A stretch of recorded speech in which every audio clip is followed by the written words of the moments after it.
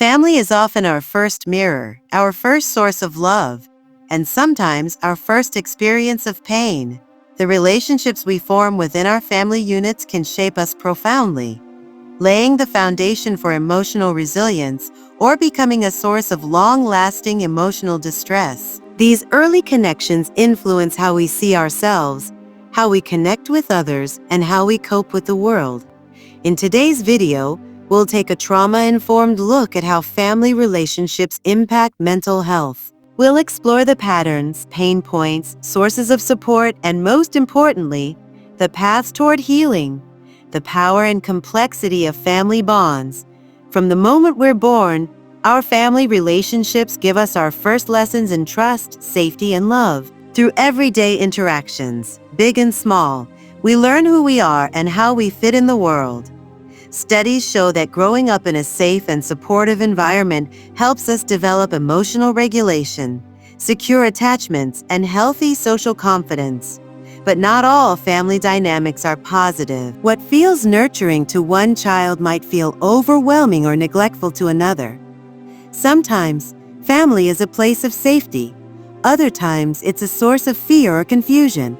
That's why understanding the deeper patterns, how we communicate, how power is held, how emotions are handled is key. These unspoken dynamics shape how we learn to cope, how we trust, and how we love. The hidden wounds, when family hurts. What happens when the people meant to love us hurt us instead? Family trauma isn't always loud or obvious. It can look like emotional neglect, control, manipulation, or being consistently dismissed. One especially harmful pattern is emotional invalidation, when our feelings are constantly ignored, minimized, or criticized. Over time, this chips away at our sense of self-worth. A child who's told they're too sensitive or too much may grow into an adult who doubts their own emotions, struggles to ask for help, or fears setting boundaries. Toxic dynamics like enmeshment, where there's no personal space, or scapegoating, where one person is blamed for everything, can leave lasting scars. These wounds don't always stop at one generation. Childhood, attachment, and long-term mental health. Our earliest relationships with caregivers set the tone for how we experience love and safety later in life. Secure attachment, when a child feels seen, heard, and valued, builds emotional resilience. But when care is inconsistent, neglectful, or traumatic, children may develop insecure or disorganized attachment. This can lead to what's known as complex trauma, a prolonged stress response that affects brain development, memory, emotional regulation, and attention.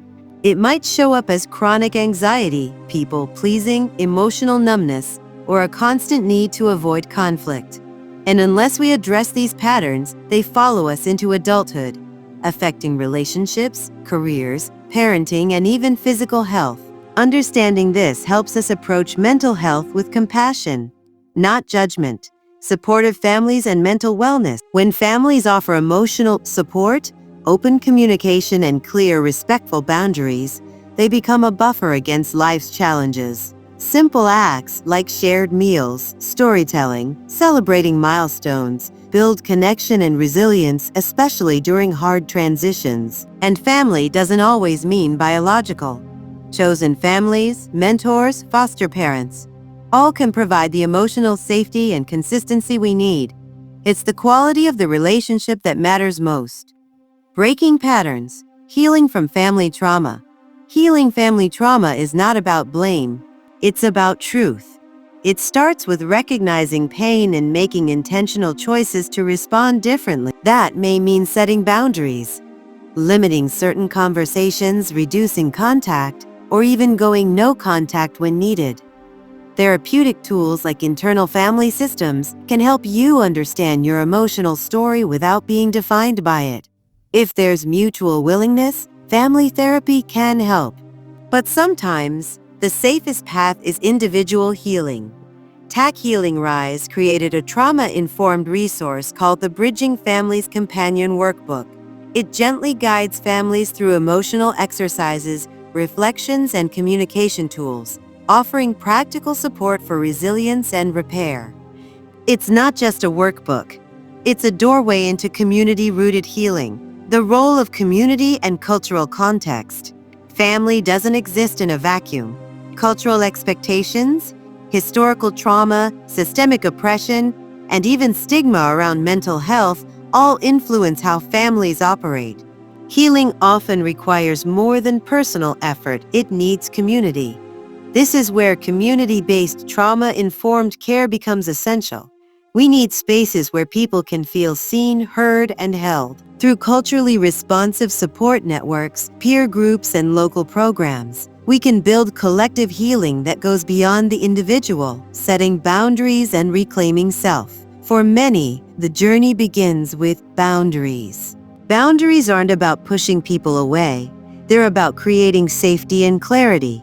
They might involve limiting visits, steering conversations away from certain topics, or redefining what family looks like. Working with a trauma-informed therapist can help you figure out what boundaries are needed and how to communicate them.